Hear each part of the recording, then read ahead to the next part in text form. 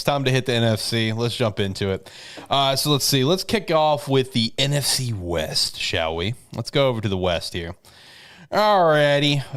Let's see the West. I got to ask you boys. This division just feels awkward. You know what I mean? It feels like a lot of people want to maybe immediately say, oh, it's going to be, the 49ers because the 49ers. I don't know, man. Like, just everything about this division just feels awkward to me. There's been like almost no noise out of this division this year, this offseason. I mean, they got Sam Darnold over the Seahawks. Is Sam Darnold going to be able to repeat what he did? I'm not so sure. Is the 49ers going to come all the way back? I'm not so sure. The Rams, it's kind of all over the place. Jacob, how are you feeling on it, brother? I don't understand this division whatsoever. I really don't. Very awkward. Anybody can win this division. Except for the Seahawks. Wow. Yeah, no, I understand the Geno and getting Sam Darnold, but everything else that the Seahawks did this offseason, what are you doing? What are you doing? Right. you have a $1 billion franchise. What are you doing? This division is going to be won for the first time in a while by the Cardinals, in my opinion, in my humble Really? opinion. I know I've been high on the Cardinals so far this offseason, but I think out of this division, they're the best team on paper. But they also could be abysmal too. That's how bad and how confusing this division can be. You can say that a team is going to be fantastic, but they can be the exact opposite. I can give them a 10-7 record, but they could also go 7-10. There's such a high ceiling and such a low floor for all of these teams. I don't understand at all. Cardinals 10-7, Rams 9-8, 49ers 8-9, Seahawks 5-12. 5-12. Wow, that is aggressive. Yep. Man, I've actually got the Seahawks coming in third for the division. Barely. Damn. I got Cardinals last. Barely.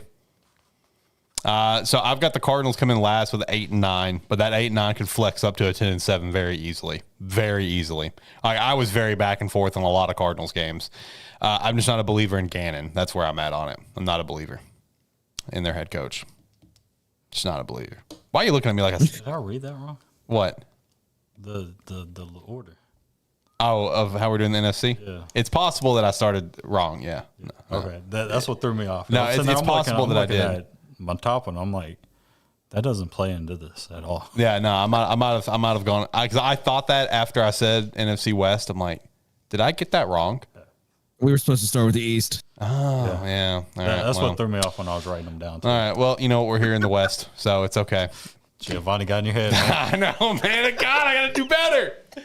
But anyway, no, back to the main point. So I think the Seahawks and the Cardinals could come in last here. I could see the 49ers coming in last. I do have the Niners going 11-6, but not winning the division. I do have the Rams winning the division at 11-6 as well. I think with Matthew Stafford, man, he's a little bit more healthier this year. I think the pairing of Stafford and Devontae Adams is going to be a very nice pairing. I can't wait to see that kind of fully play out. I just have a feeling that we're going to see a one last ride level of Stafford out of him, where he's just going to play some good ball. I believe in this offense. I believe in what the receivers can bring to the table. The offensive line has improved a little bit. Some defensive issues here or there, sure, but I just believe in this team a little bit. So I'm feeling the Rams 11-6, but the 49ers could also win 12 games too. I mean, it's quite possible the 49ers can win 12 games and just come right back and they be the 49ers and not be the injured mess that they tend to be. But I don't know. This division is just, like Jacob said, is very awkward. It's a very weird feeling. You know what I mean? Tyler, what about you? Who do you got in this? Their quarterback room is very specific on their type of quarterback. Which one? San Francisco. Okay. I guess it bleeds into the running backs too. I'm gonna say if Christian McCaffrey can get 51 carries this year. 51. That's a low bar. They're gonna win the division. That's such a low bar. Hey, just give me 51. He got 50 last year. Did they win last year? No, they were abysmal last year, brother. Okay, well, he's going to get 51, and they're going to be what they used to be. Back on top. Yeah. Back on top. Back on That's top. the way they like it. Rest of the teams, garbage. You don't have any faith in anyone else? Well, I need Lil Marv to cook because he's on my fantasy. I need Trey McBride not to cook because you took him before. I did take him. I did take Trey McBride from you. Yeah, we're gonna be honest. I ain't got nobody else on the other team, so I don't really care. Okay. All right. Fair enough. Stetson Bennett's on the Rams, so 0-17. I'm fine with it. Hey, Stetson Bennett's balling out in the preseason. That's what I'm saying. Yeah. Start him, and you're gonna go 0-17. Or, he could take him to a Super Bowl. He's not going to Cardell Jones it. I think in NFL terminology, wouldn't it be like Kurt Warner or something? I don't know. I feel like the better example would be Kurt Warner, considering Kurt Warner also was like undrafted and stuff, and makes sense. But it's a pretty good comparison, It is the Rams. Yeah, exactly. I think it's a great comparison. Is Stetson Bennett the second coming of Kurt Warner? I think he's about the same age as him. Same age as him. They might have been bagging groceries together. I never know. They might have been. Kurt bagging the groceries and Stetson running the register. Going to get the carts outside. Oh my God, this show sucks. Why does anybody listen to this show? It's so bad. All right, let's move to all right. He better double bag it, though. Double bag it. I'm not fixing to carry milk out there with a bag. You better take that bag off, or you better hit that quadruple bag. Quadruple bag. So I can hold it. No, you get paper bags, not plastic. Yeah. Paper. Yeah. So it can. What's that word called? Condensate. So it can condensate all over the paper bag. God. I about to say precipitate. Oh my God. Oh geez, that's so funny.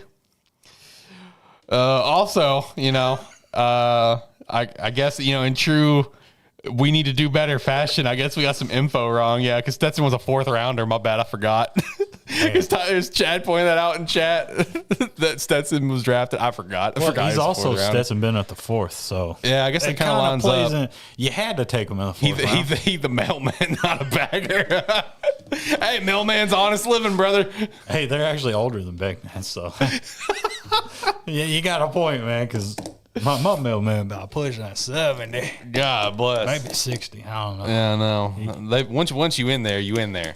You in there for life, yeah, man. I don't think they ain't taking your right away. Yeah. Have you guys ever tried to become a mailman? No. It's super hard. It is. You have to go through a test process. Attention to detail is crazy. Yeah, no, because I went through it and I passed the test, and then I just couldn't get a damn job anywhere. No, because you got to pass the test with an 80% or something like that. Not me. Yeah, 60s get degrees, big dog. Nah, you got to pass the 80, dog. Yeah, I think I had to go to some neutral site in Maumelle or something. I don't remember. No, maybe it's just North Little Rock. I'm not sure. I had to go to some neutral site. It's just a big classroom with a bunch of other people trying to become, mailmen. This is all right. Take a test and then never get a job. But also, I think the test stays there forever. I think so. I think if I somehow found out was able to log back into my account, I think my test results are still going to be there. I could be wrong at this point. You ever try the post office? Going to work there? Yeah. No, I was just trying to be, work for USPS. The biggest Graham Mertz fan in the world works at a post office. So does he? Well, that's unfortunate for him. I'm sure that's a very unfortunate, fandom to follow. You work 7 days a week. Yeah, kind of tough. You gotta love Graham Mertz. You gotta love Graham Mertz. That's why he works 7 days a week.